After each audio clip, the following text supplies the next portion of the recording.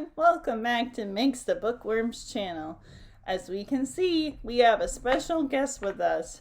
Say hi to Santa Claus. No wait, that's not Santa Claus. But I thought he had a funny beard, and he has a reindeer. No wait, he's not Santa. My bad, wrong story. Say hi to the Grinch.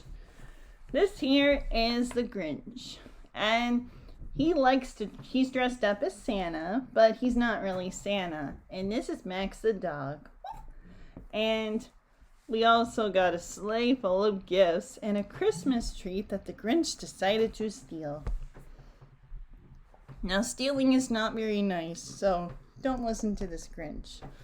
But he does come around eventually in the spirit of Christmas. For those who celebrate Christmas at home, we may have heard of the Grinch and we may love him as well.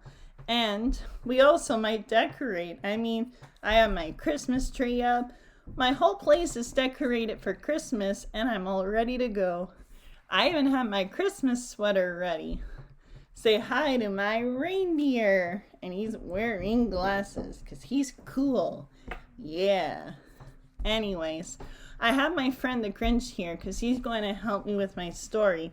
As long as he doesn't steal any of my stuff or my presents under my tree, then he can stay.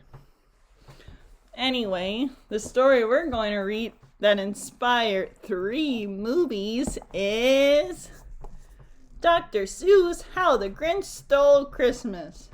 Yep, if you've seen any Grinch cartoons or movies or books, this is the one that inspired it all. It's also one of my favorite stories, and I want to share it with all of you. So I really hope you stay tuned and watch. Now, are we ready to learn the story about our friend the Grinch and how he stole Christmas? Or did Christmas steal him? We shall see. And if we hear any noises in the background, I apologize as I have some building going on next door, but hopefully we'll still be able to enjoy our story. So, hope you like it. Wow, here's a bunch of our friends. These guys are called Who's, and they are us, and they live in a town called Whoville, as I'm sure we might know. How the Grinch Stole Christmas. I'm excited. I love this story. Every Who down in Whoville liked Christmas a lot. But the Grinch, who lived just north of Whoville, did not. The Grinch couldn't stand Christmas, the whole Christmas season. Now please don't ask why. No one quite knows the reason. It could be his head wasn't screwed on just right. It could be perhaps that his shoes were too tight. But I think that the most likely reason of all may have been that his heart was 2 sizes too small.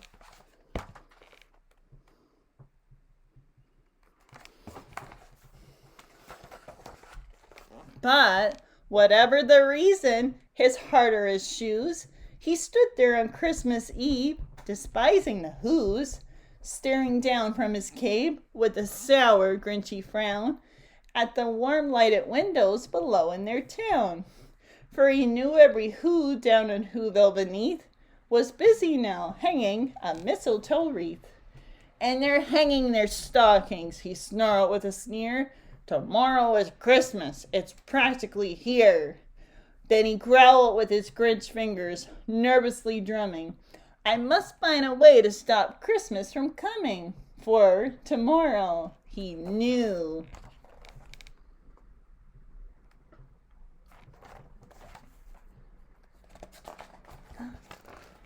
All the Who girls and boys would wake bright and early. They rushed for their toys.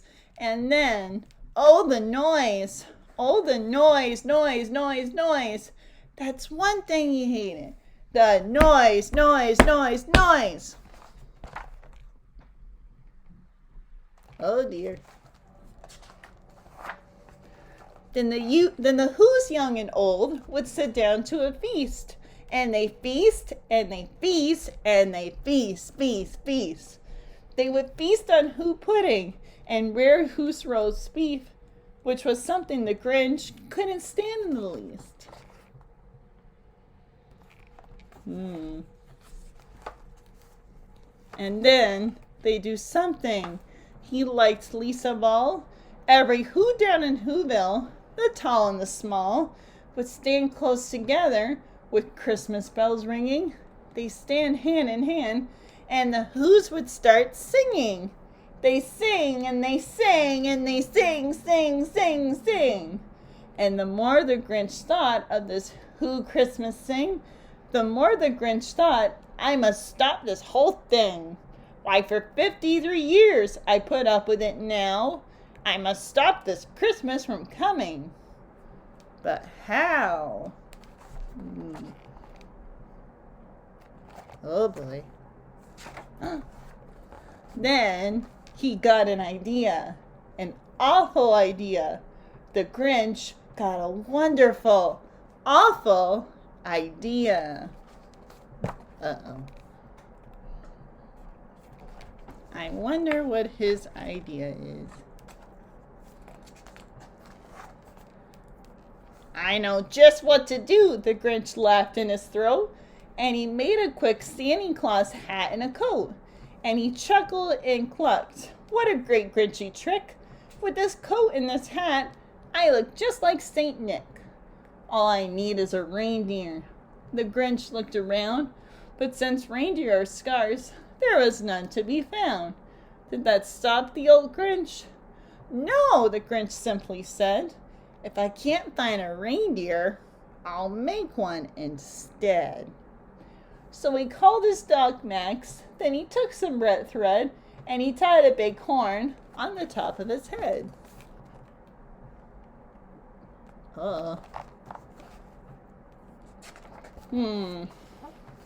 Then he loaded some bags and some old empty sacks on a ramshackle sleigh, and he hitched up old Max. Then the Grinch said, "Giddy up!" And the sleigh started down towards the homes where the Who's lay a snooze in their town. I wonder if they'll think he's Santa Claus. All their windows were dark, quiet snow filled the air.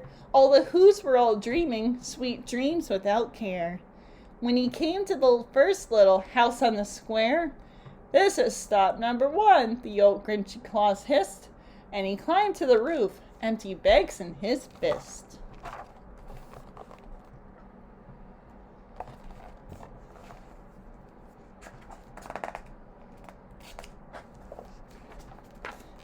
Then he slid down the chimney, a rather tight pinch, but if Santa can do it, then so could the Grinch.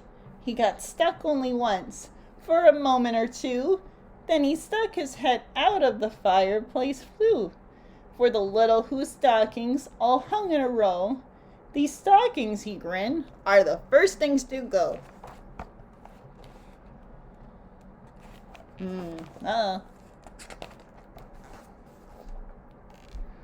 Then he slithered and slunk with a smile most unpleasant around the whole room, and he took every present.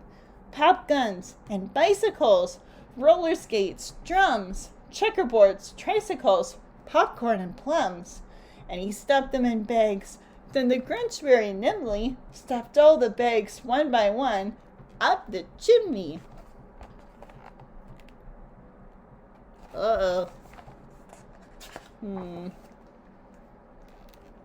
Then he slunk to the icebox. He took the Who's beast. He took the Who pudding. He took the roast beast. He cleaned out that icebox as quick as a flash. Why, that Grinch even took the last can of Who hash. I guess everyone's going to be very hungry on Christmas. Then he stuffed all the food up the chimney with glee. And now, grinned the Grinch, I will stuff up the tree. Uh-oh. Hey. And the Grinch grabbed the tree, and he started to shove when he heard a small sound like the coo of a dove. He turned round fast, and he saw a small little Cindy Lou who was not more than 2. The Grinch had been caught by this tiny daughter, who got out of bed for a cup of cold water. She stared at the Grinch and said, "Santa Claus, why? Why are you taking our Christmas tree? Why?" Uh-oh. But the old Grinch was so smart and so slick. He thought up a lie, and he thought it up quick. "Why, my sweet little tot," the fake Santa Claus lied. "There's a light on this tree that won't light on one side. So I'm taking it home to my workshop, my dear. I'll fix it up there, then I'll bring it back here." And his fib fooled the child. Then he patted her head, and he got her a drink, and he sent her to bed. And when Cindy Lou Who went to bed with her cup, he went to the chimney and stuffed the tree up. Oh, Grinch, you are silly. A fib is when we tell a lie.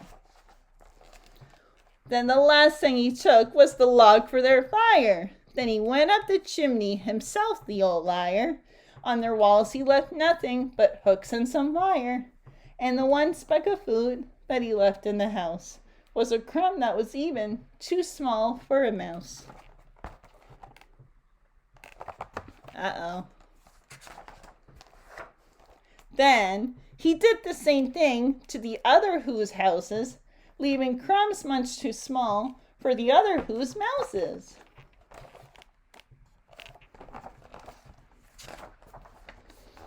It was 1/4 dawn, all the Who's still abed, all the Who's still a snooze, when he packed up his sled. Packed it up with their presents, the ribbons, the wrappings, the tags, and their tinsel, the trimmings, the trappings. That's a full sleigh. 3,000 feet up the side of Mount Crumpet, he rolled with his load to the tip-top to dump it. "Pooh-pooh to the Who's," he was Grinchly humming. "They're finding out now that no Christmas is coming. They're just waking up. I know just what they'll do. Their mouths will hang open a minute or two. Then the Who's down in Whoville will all cry, boo-hoo."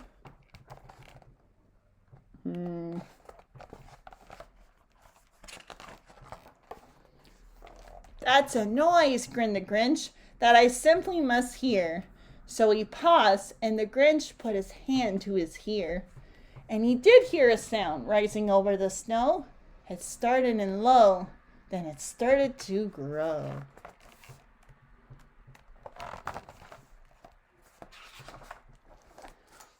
But the sound wasn't sad. Why, the sound sounded merry. It couldn't be so, but it was merry, very. He stared down at Whoville.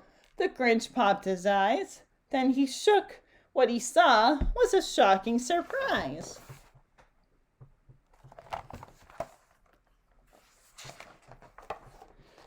Every Who down in Whoville, the tall and the small, was singing without any presents at all. He hasn't stopped Christmas from coming. It came. Somehow or other, it came just the same. He couldn't stop it. Oh. And the Grinch, with his Grinch feet ice cold in the snow, stood puzzling and puzzling. How could it be so? It came without ribbons. It came without tags. It came without packages, boxes, or bags. And he puzzled 3 hours till his puzzler was sore. Then the Grinch thought of something he hasn't before. Maybe Christmas, he thought, doesn't come from a store. Maybe Christmas, perhaps, means a little bit more.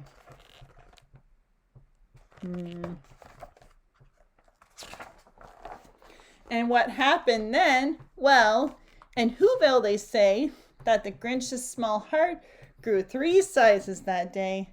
And the minute his heart didn't feel quite so tight, he wheezed with his load through the bright morning light. And he brought back the toys and the food for the feast. And he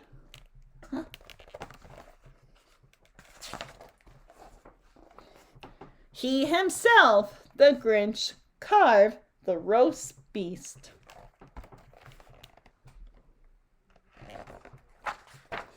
The end. Wow, that was a long story, but it's really great. At first, the Grinch thought that Christmas was all about decorations and presents and food, but really, it's all about being together. The Who's lost everything, but at the end of the day, they still had the other, and they still had their Christmas spirit. So Christmas can't be taken away.